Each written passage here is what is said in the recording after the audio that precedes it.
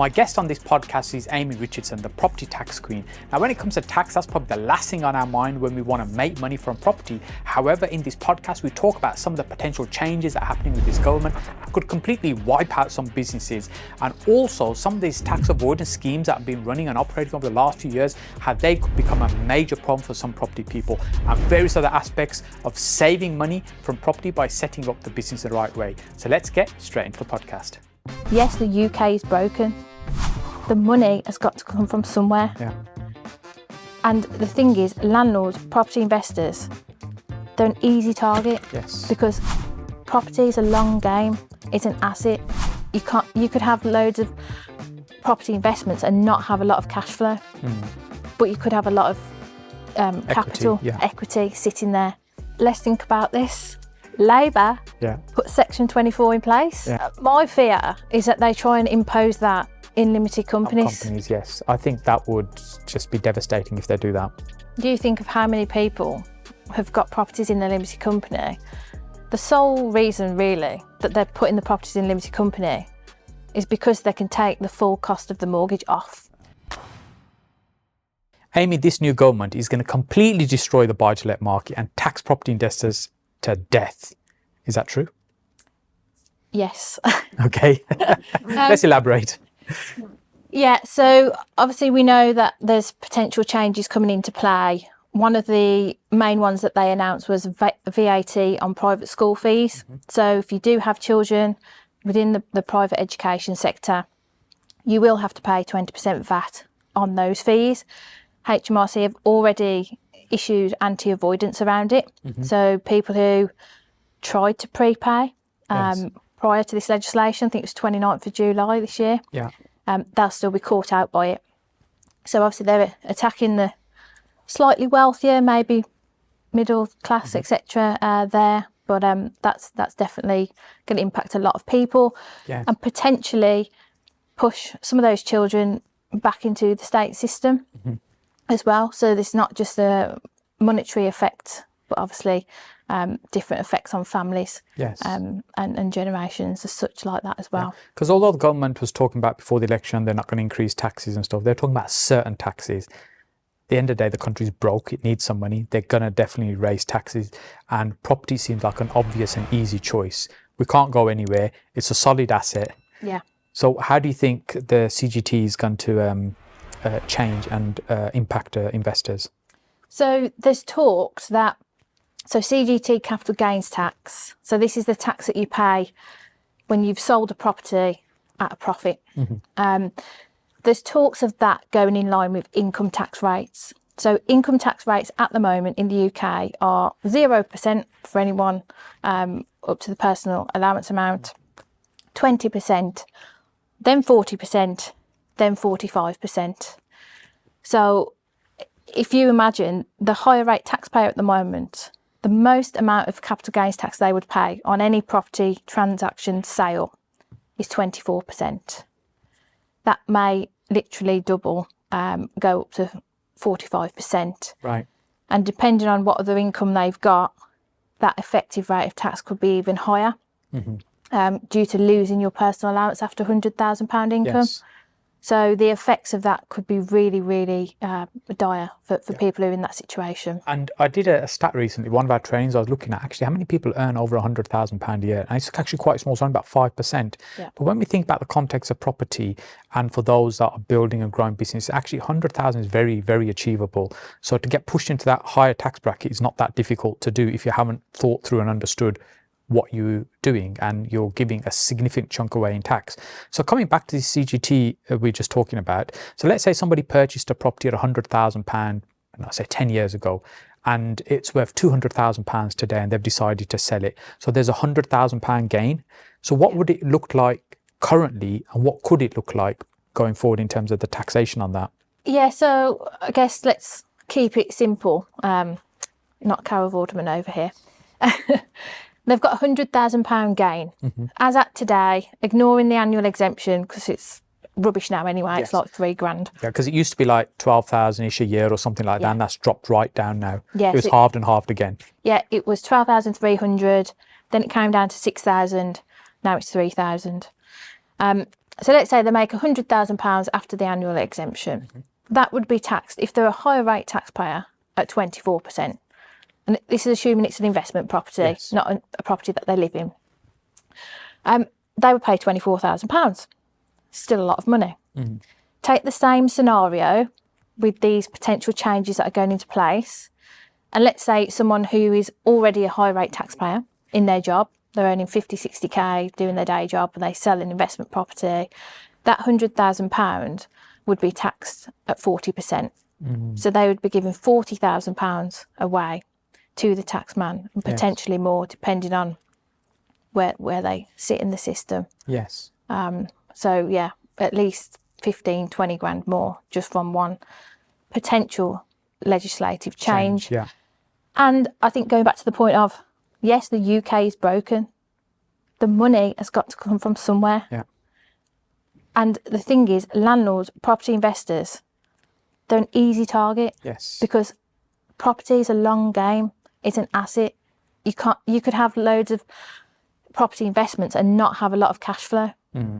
But you could have a lot of capital, equity sitting there.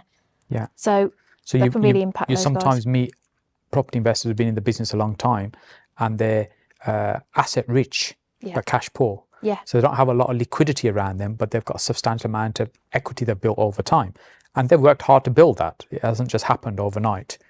And they've gone through the pain of acquiring it, maintaining it, to the point now they might be thinking of disposing of it. So if these taxation changes happen, that could be quite a significant increase. Do you think if they introduce that, which will probably be in October, do you think they'll set a timeline? It's going to kick in, say, from April next year, or it would be like it's immediate? Well, look at what's happened in the past few months. Yeah. I wouldn't even be surprised if it was immediate. Yes. Because the same on the VAT on the school fees.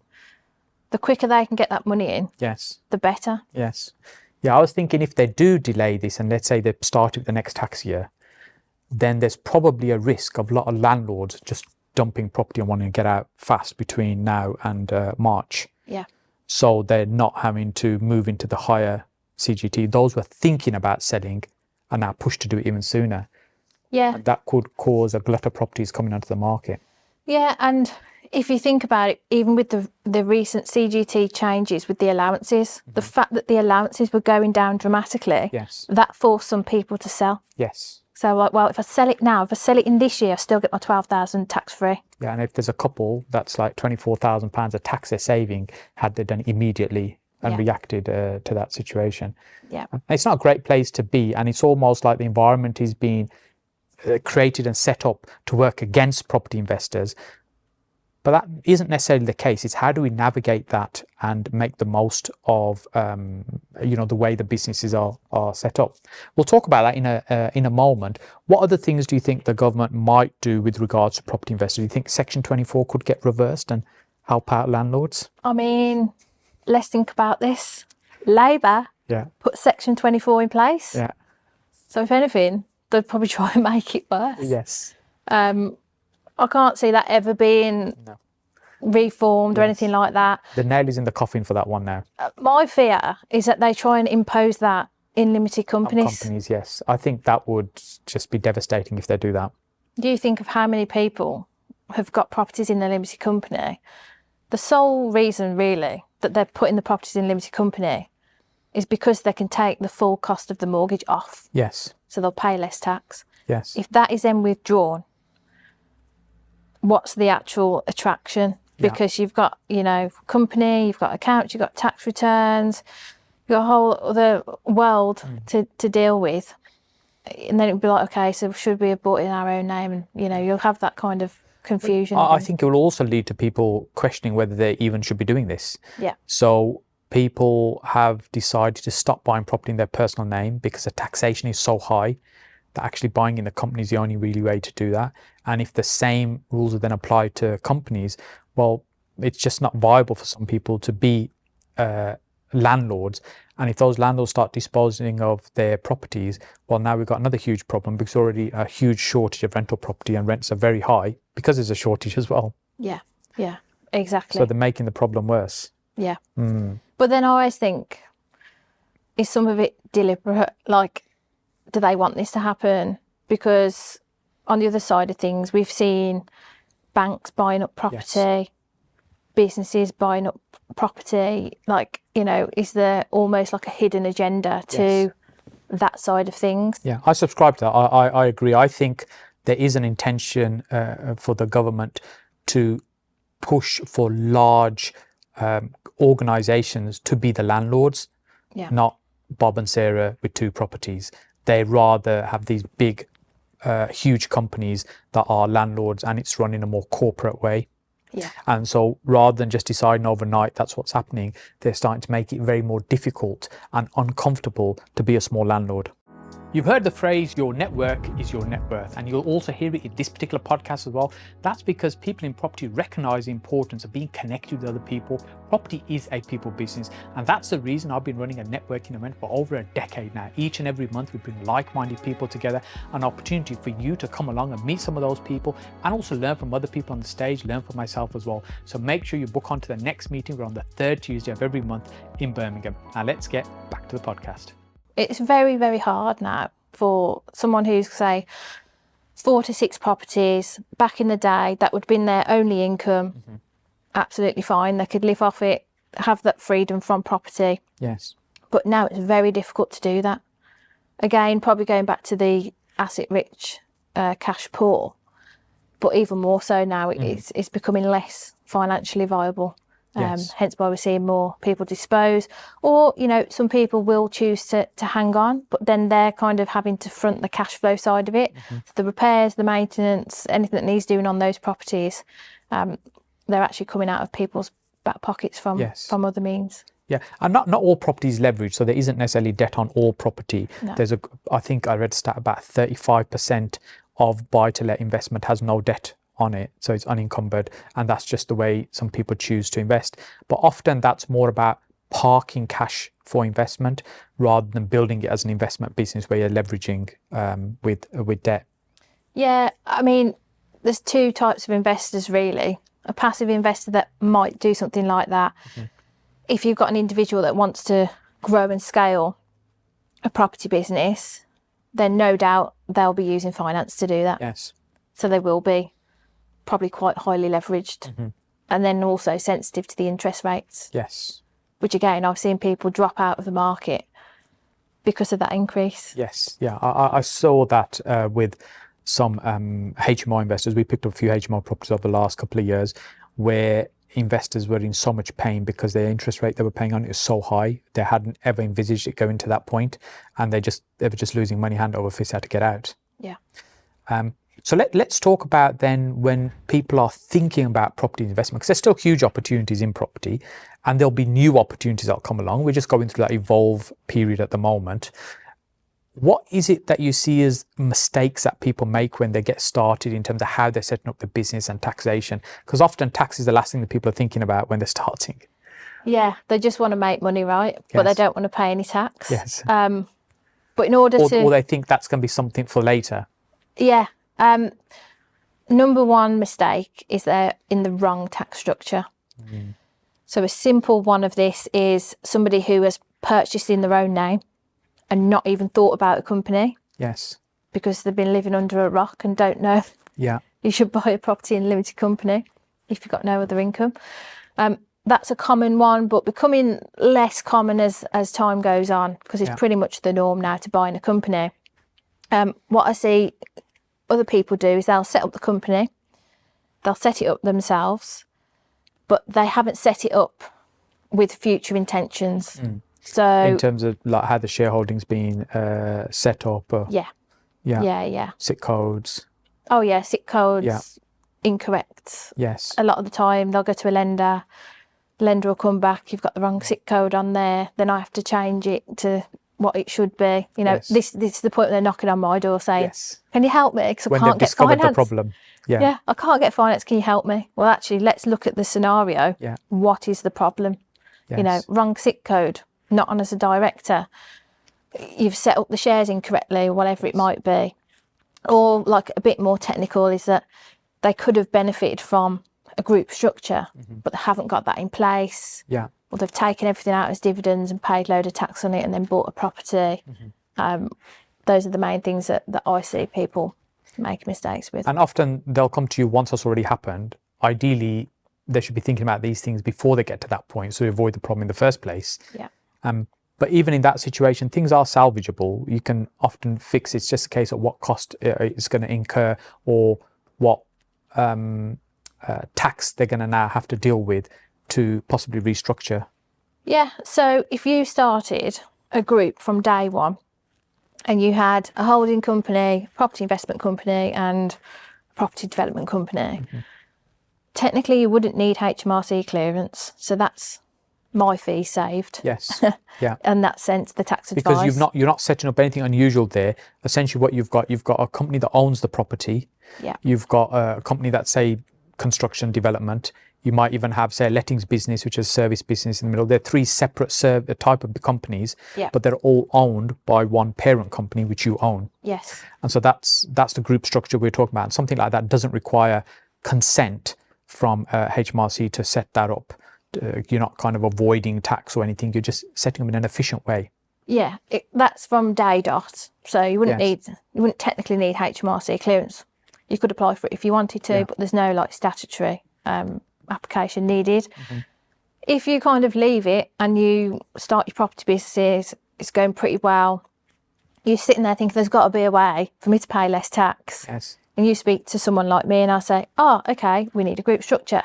So if we start that, say, 2 or 3 years in, and there's value in the properties, in the companies, at that point we need HMRC clearance. And it should be done for commercial reasons. Yes. Putting the group in place, branding, commercial awareness, etc. And then after that you need lawyers, stamp duty reliefs, capital gains tax reliefs, which all require professional services. Yes. So just to give you an example, the fees for that would be, let's say, 5 to 10 grand. Yes. Whereas if you do it from day one, it's probably less than 1k. Yes, to set it all up correctly. And even if you're not using all the various companies right now, if your intention is to build and grow this as a business, it makes sense to set it up in the right way from the offset. 100%. And just look at the big corporations. They don't just have one company. Yes. They have tens of, probably hundreds of what we know as SPVs, so special purpose vehicles, but they're all owned by a subgroup, a holding company. They're in some sort of group structure. So just think about that for a moment. Yes. So you've raised a thought in my mind there. So we hear the likes of some big companies like your Starbucks and Amazons, etc., who operate in this country. They make millions and millions, tens of millions of pounds, but they pay diddly squat in tax. How were they able to do something like that? Offshore tax arrangements. Okay. Which is possible for everyone. Yes. But depending on the scale of what you're doing, whether it's viable or not, yes, that's questionable. You're seeing a lot of entrepreneurs now move out of the UK. So they're going to Dubai or, you know, more tax efficient havens. And that's okay, and that's perfectly legal to do. But do you want to live there forever? Yes. And, you know, can you see that as your home? And I know this really hits home to some people, but I always say, like, where do you want to be buried? Because if it's in the UK, you're going to have an intention to come back here, and that's going to potentially unravel all of the tax planning that we're doing at the moment to save you, you know, a lot of cash. Yeah, because when people are making significant amounts of money, they'll set up certain structures, and we're kind of getting into this little rabbit hole now in terms of how they're set up. So what we're talking about here is where somebody, let's say they move to Dubai or somewhere similar like that, where the tax is next to nothing, and so the income that they create there, they're not paying any tax. So although the assets are here, the ownership is over there. So when you come back to the UK, you are now a visitor. This is not your home, as it were. And that's the way to think about it. It's not as though you've set this clever structure up, but you're living here. You've chosen to live somewhere else. Yeah, and trust me, HMRC will ask for flight details, passport checks, this, that and the other. So it's just not worth trying to risk it. Yeah, you can't fiddle that.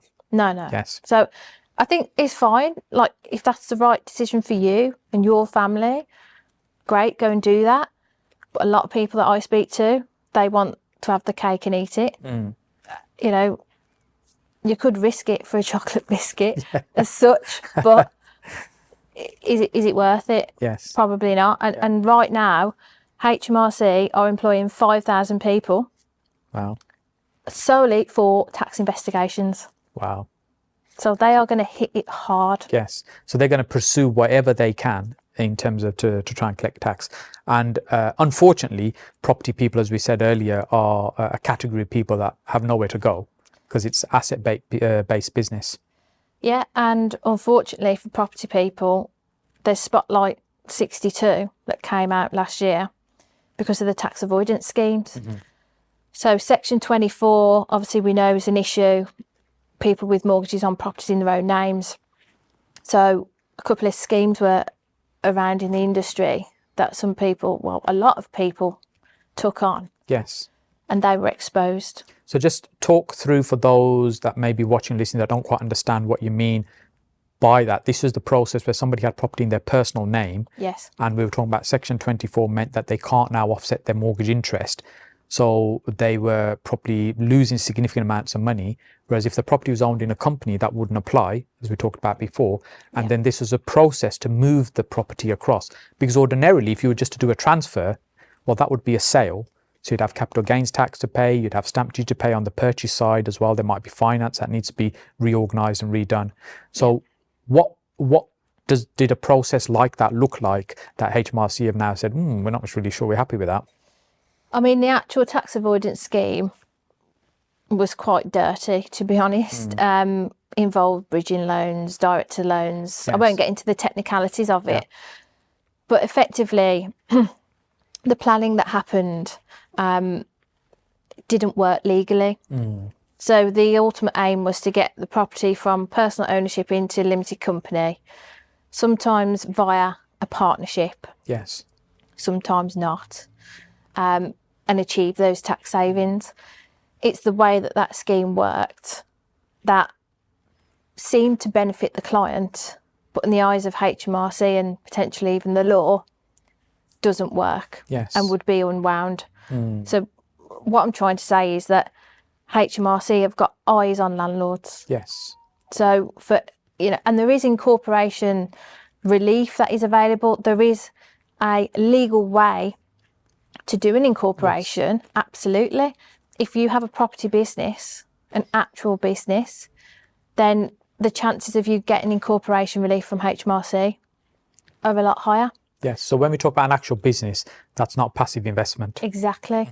So these people that went into this scheme still had day jobs. They've got other things going on. It's clearly not an investment, a business. Yes. They've got agents involved, this, that and the other.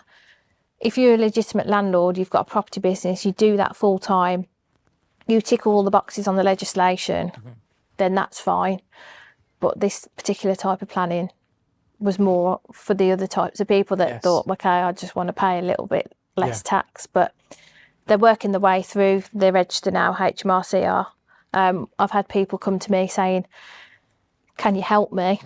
I've looked into the situation and I've gone, I'm really sorry, but I think you've been sold a tax avoidance scheme. Yes. The client's unaware. Yes. They're just trusting, oh, my accountant done the books, or my tax advisor, unbeknownst to what's actually going on underneath.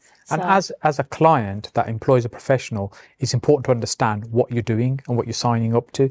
You can't turn around and say, oh, well, I was advised I should do it this way. It's your responsibility, it's your decision.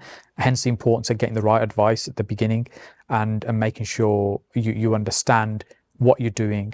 And you don't need to do super creative schemes. There are things, as you said, quite legitimate structures that you can follow to save quite a lot of tax, quite legitimately. Yeah. And the one thing I'd say to people who are maybe on the fence of tax avoidance schemes is, or maybe they wouldn't even do this, but to think about it, these people that are selling you something, it might come across, it might be an offhand conversation, it might be a slideshow, but you should ask them, okay, cool. You're telling me X, Y, and Z. Where's the legislation and the law to back that up? Can you tell me how it actually works so I can understand it? And 9 times out of 10, they won't be able to, because it doesn't work in the first place. So that's my top tip. If you're unsure of something, ask the accountant, ask the tax advisor. Yeah, great. Can you just explain that a bit more? Can you do me an options paper? Yes. And put the legislation in there. Just to give you peace of mind, really. Yes. And so you're not, because as we said, we're talking about high value assets, so you don't want it to backfire in the future. No. Yeah. And people sometimes, especially when they're new, they get very creative with what they see as taxable expenses and stuff within their business. And you got people going off on holiday and buying supercars and think, oh, it's all going to be paid for from the business. I mean, people do it. Let's not ignore that. Depending on what type of accountant you've got, they'll either put it through or they won't. Obviously, the correct way is that it should be added back in the tax comp, it's disallowable, etc. Me personally, I don't agree with that. If it's a personal expense, it's a personal expense. You know, you should be making enough money for you to go and do those things without pushing it through the business. Also, going back to my point on HMRC, it has been announced that they will be looking at micro companies and the corporation tax returns. Yes. Because that type of stuff has been abused. Yes. So if you have done it in the past, okay, great, we can learn. Word of warning. Yes. Be careful going forward, because they are going to pick up the smaller things as well. Yes, just because you hear somebody saying, oh, you could do X, Y, Z, you can just go on holiday and put it through as an expense, and say you went and had a look at a property whilst you're away, you're inviting problems for the future. Yeah. And then they can go back years into records. So I would just set the right intention, keep calm and carry on. Yes. Focus on making money. Yes. Not trying to scrimp and save absolutely everything. Yes. The focus should be on the top line and, you know, the profit, not necessarily, oh, I was going to put my car through and put this house through, do X, Y, and Z. Yes. Because it ultimately will come back and bite you. What's the problem? Amy, you've got this wonderful label, the Property Tax Queen. How did you even get into tax and accounting? What's your background and what's the journey to here? So we were talking about this offline a little bit earlier, but I left school at 15, went straight into accountancy. And when I was in school, I really loved business and maths. Okay, seems an obvious combination to go together then. Yeah, added the two together, came out with accountancy. I love the business bit, but I didn't used to enjoy my maths as much. Yeah, I didn't enjoy maths as much either, but business, something about it just grasped me. Yeah. So I went to do an apprenticeship. So one of my first jobs was in Birmingham, in a little practice. I think I made more tea than accounts, but now I make a really good cup of tea. And then I just slowly moved through the ranks. Right. Did all of my exams, became chartered at 21. Okay. Worked for 𝗵𝗲𝗍 in the tax department, and then I moved into industry. Okay. So your tax experience as a 𝗵𝗲𝗍, that's kind of where you kind of honed those skills, then went off into industry. People often do, to kind of build up the experience, then move across to industry.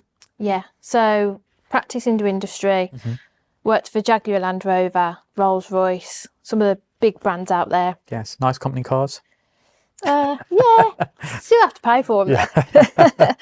But yeah, no, really good business. Learnt a lot of skills there, a lot of commercial awareness as well in those businesses. And then I had Minnie, so my first daughter, when I was about 25, and then had Darcy about 3 or 4 years later. And I was still working in employment then. And I thought, I can't just survive on maternity. I was still in this employee mindset, you know, just doing everything day to day. So I thought, okay, I will start something on the side. Maybe I'll start a little practice, do the odd set of accounts, and that'll see me through maternity. I can go back to work and it would be a nice second income. Then I started reading loads of business books and yes, Rich Dad, Poor Dad, the E-Myth. Yeah. Often Rich Dad Poor Dad is the eye opener for many people, especially when you're employed. Just the realization that actually you don't have to work for money. It's about getting money to work for you. I read that and I was like, hello, you need to do this. Yes. Because not the kind of thing that's taught at school or university or any of that. No, and I was like, my skill set is in one of those quadrants. I am the accountant, the tax advisor. So why am I still working for the man? Yes, yes. So I basically read a load of books, started it very slowly, built it up. In the meantime, I read loads of marketing books, which hence the name Property Tax Queen, very deliberate and very niche. Yeah. So one thing that I learnt very early on is that the more niche that you are, the more specific you are to somebody's needs, and the more likely you are going to be able to speak to them to solve their problem. Yes. So property was the one for me. I wanted something that was complex, something I could actually help people with, something that interests me personally as well. And that's why I chose property as the niche. And yeah, that's kind of my little story really, but property all the way. At one point I was sat there thinking, okay, shall I do something slightly different now? Shall I do construction or, you know, something still loosely related to property, or even, you know, outside of that, just regular businesses? But I've still stuck with property. Yes. I think I'm so into it now, I couldn't really come out of it. And your knowledge grows constantly as well. And as you said, it's a niche that's an inch wide and a mile deep. You have immense knowledge on one specific topic, and then there's an audience of people that you can help with that. And as I said, it's fairly complex. It's not straightforward. No. Property and property tax. So it's a great way to be able to help and serve the community as well, because there are lots of people that are interested in property, making money from property, and tax is often the last thing on their mind. Oh yeah. But it's something that everyone wants to know about. Because if you just position that differently, so if I said to someone, do you want an extra 100 grand to invest in property? They're like, yeah, tell me how. Yes. Oh, actually, it's through this group structure or this tax method. Okay, now I'm interested. But what you find is as people get further on in their journey, they understand that. Yes. So they know tax is important. Yes. And structuring and things like that. It's only really probably at the start people see accountancy fees, taxation, advice as a cost rather than an investment. Yeah. But as people grow, they tend to get that more of an investment mindset. Yes.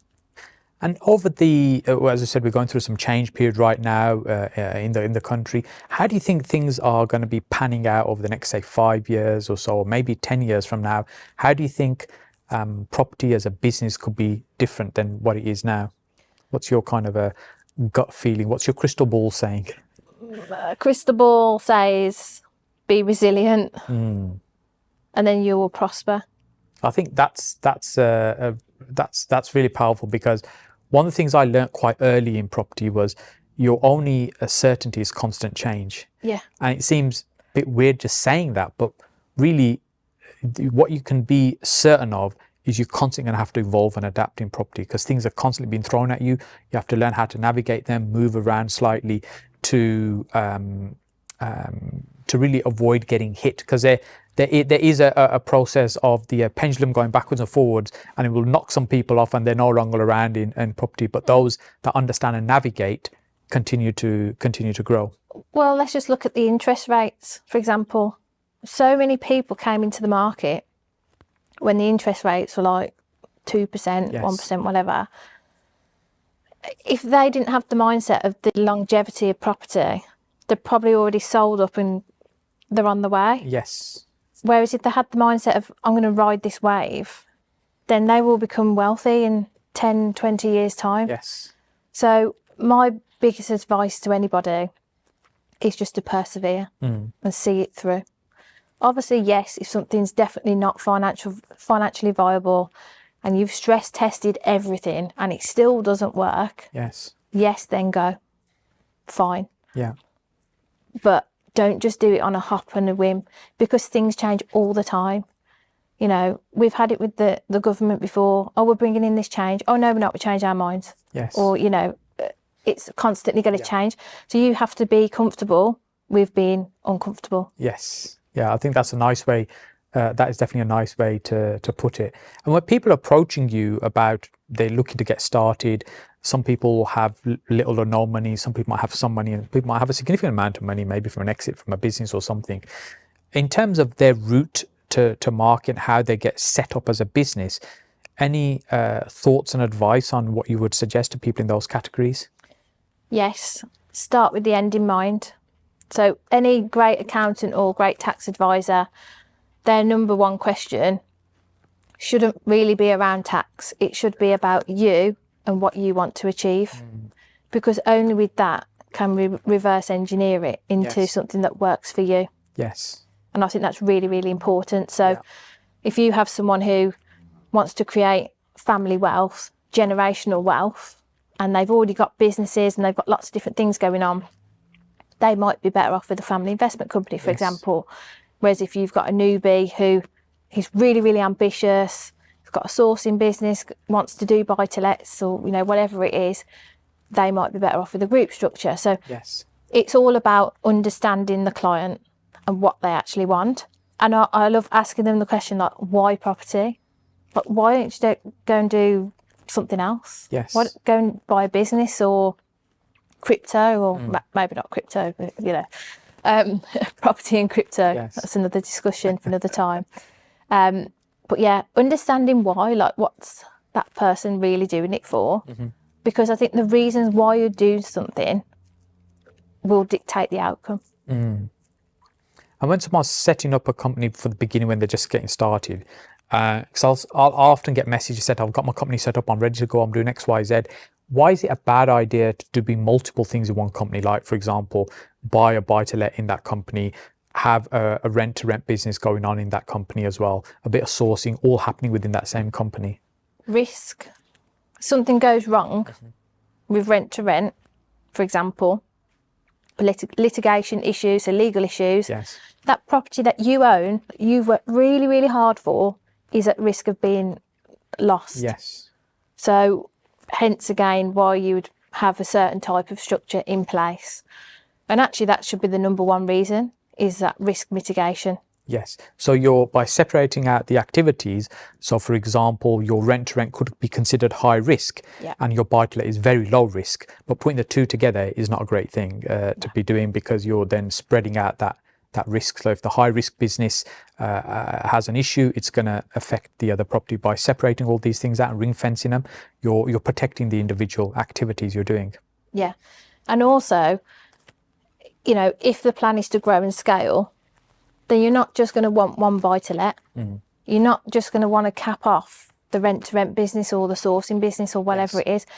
And in order to scale them, they will need to be in their own entities and have their own identities within the world. If it's all mashed up into one, it can become very messy.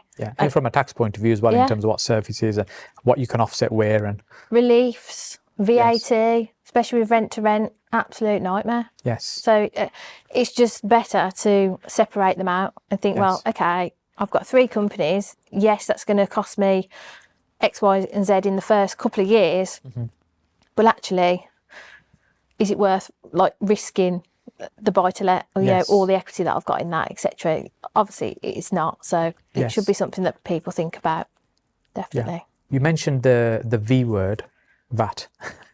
So with property sourcing and service accommodation type businesses, what the common things that you see that people are unaware of with regards to VAT in those type of businesses? Where do I begin? Because it can come as quite a shock to people, especially the amount of people I talk to that run a service accommodation business, and I talk about some numbers, what you're doing, and I say, how do you deal with the VAT? And they give me this blank look, thinking, what on earth am I talking about? Service accommodation, probably like the high risk area when it comes to VAT, because you've got a high turnover, but you've also got high costs.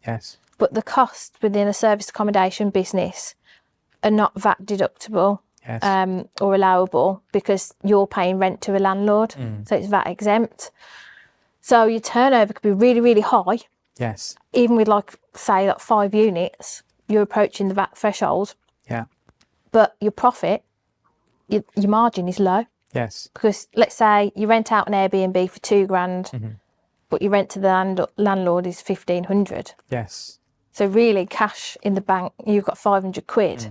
But the more of those you keep adding, the closer you get to that remit. Yes. And then what are you going to do when it gets to the threshold? Yes. If you register, you're going to be 20% more expensive. Yes, because you've now got to pay 20% of what you're collecting as VAT, or on top of that as your VAT. But that might be your profit margin in that business model. Oh, you might be working on 20%. It will be. I've seen enough rent-to-rent businesses now in my time, and they are skinny margins unless they're operated in a certain way. So when it comes to VAT, there is a strategy that can be put into place, but it needs to be done properly with professional advice. Yes. And that is the TOM scheme. Yes. So the Tour Operators Margin Scheme, yeah. So what HMRC say in that case is, well, you just pay us VAT on the profit that you make. Yes. So your £2,000 less your 1,500, just pay us the VAT on the 500 quid, and then we'll leave you alone. Yes. Well, not really, but yes. you know. So cash flow perspective, yes, absolutely great. You know, we can still get our properties out on Airbnb, Booking.com, and we're only paying a little bit of VAT compared to if we were to register for the 20% that pretty much could put us out of business. Yes. But it's very hard to get that in place legitimately. Yes. So when our service accommodation business was growing, I think this is important, getting the right tax advice. We found it so difficult to find people who understood TOMs. Yeah. And we've got somebody great on board now that got it all set up for us and to get it working that way. But if we'd just gone for a normal VAT registration, as you were saying, it could make the business almost unviable. We're working about 25%. Well, 20% goes to VAT. You can't survive on 5% as a profit margin. So setting up correctly is important, but the time and effort and the cost we went through was painful at the time, but certainly made it viable because you can continue to scale and grow. Yeah. Whereas if you're kind of ducking and diving and trying to manage it, it's not really a business, and it's not something you can grow. No, exactly. And with a sourcing business, how does the VAT impact a sourcer? They would have to just register 20% when they get to the threshold. So it's moved now to 90k. Yes. So that means essentially as soon as they've billed 90 grand in fees, sourcing fees, they now have to register for VAT. Yeah, so it's on a 12-month rolling basis. So at any point, if you're approaching that 90k, or you think you're going to go over, then you've got around 30 days to register with HMRC for VAT. Amy, tax doesn't have to be taxing when you're speaking to the right person who understands and can guide you through the process. I really appreciate you taking time out to come and see us today and having this conversation. What's the best way for people to reach out to you if they want to connect with you, want to seek some advice and help from you? Yeah, sure. So I am on LinkedIn as Amy Richardson ACA. There's a link in my bio if anyone wants to book in a call, have a free chat. We can go from there. Fantastic. So they can reach out to you, connect there, and you can arrange a call to see what you can help them with. Absolutely. Fantastic. Amy, thank you so much. Thank you. Thank you.